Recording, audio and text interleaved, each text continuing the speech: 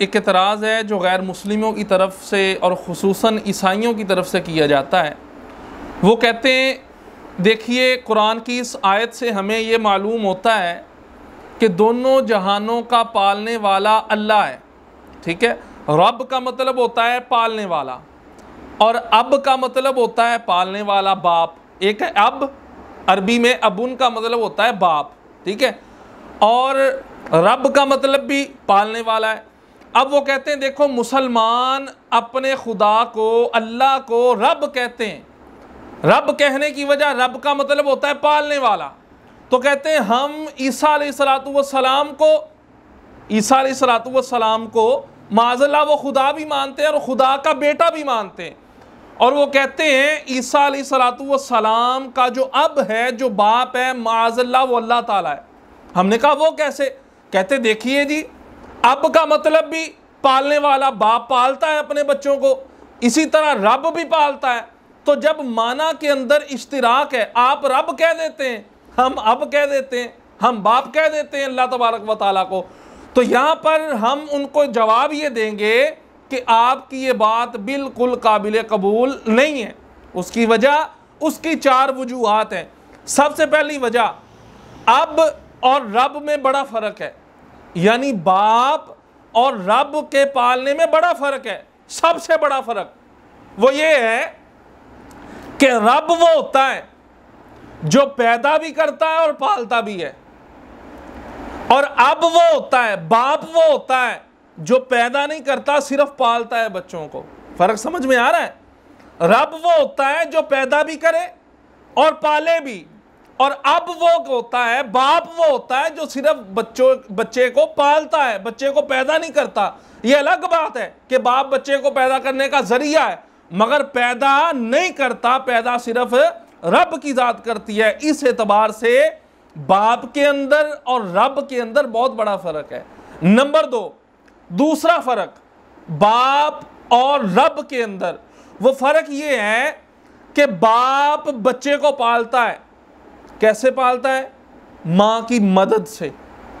बाप बच्चे को मां की मदद के साथ पालता है। बगैर मां की मदद के बाप बच्चे को नहीं पाल सकता।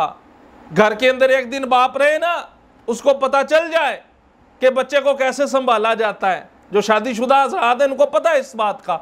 तो बाप जो होता है ये बच्चे को पालने में बच्चे की मां का, यानी अपनी बीवी का मोहताज होता है, मगर रब की जात वो है जो पालने में किसी की मोहताज नहीं है। इसलिए आपका ये कहना कि जनाब आप रब को, खुदा को रब कहते हैं, रब का मतलब पालने वाला, बाप का मतलब भी पालने वाला, इसलिए हम रब को बाप कहते थे माज़अल्लाह ईसा अलैहिस्सलाम का। जनाब बाप कहना दुरुस्त नहीं है। क्यों? फर्क हमने 2 पढ़ लिए। तीसरा फर्क ये है, बाप जो होता है ये बच्चे के सिर्फ जिस्म को पालता है, बच्चे को ग़िज़ा देता है, कमा के खिलाता है। बाप सिर्फ बच्चे के जिस्म को पालता है, मगर रब की जात बच्चे के जिस्म के साथ साथ और भी चीज़ों को पालती है। इंसान की अकल को रब बढ़ाता है। कोई ऐसी दवाई तो नहीं है, कोई ऐसी खुराक तो नहीं है कि बच्चे को दी जाए उसकी अकल बढ़ जाए। ये अलग बात है कि हाफ़ज़ा मजबूत होने के लिए बादाम खा लो, दूध पी लो, ये अलग बात है। मगर अल्लाह तबारक व तआला ही इंसान को समझ बूझ की ताकत अता करता है। तो बाप वो होता है जो सिर्फ जिस्म को पालता है। अल्लाह सिर्फ जिस्म को नहीं, जिस्म के साथ साथ इंसान की अकल और दीगर चीज़ों को भी पालता है। रब और बाप के अंदर बहुत ज़्यादा फ़र्क है। उसकी वजह यह है कि जो बाप होता है, जिसको वो पालता है ना, वो बाप की जिन्स से होता है। यानी अगर बाप पालने वाला इंसान है तो जो उसका बच्चा होगा ना, वो भी इंसान होगा, वो भी उसी की जिन्स से होगा। मगर रब के लिए यह मामला नहीं है। रब जिसको पालता है वो रब नहीं होता। रब जिस जात को पालता है वो रब नहीं होता, रब के हम जिन्स नहीं होता, रब के बराबर नहीं होता। इसलिए रब और बाप के अंदर बहुत ज्यादा फर्क है। और आखिरी बात, हम रब और बाप जो है इसके दरमियान फ़र्क को समझेंगे, वो बात ये है कि बाप अपने बच्चे को पालता है किस लिए? ताकि बच्चा बड़ा हो।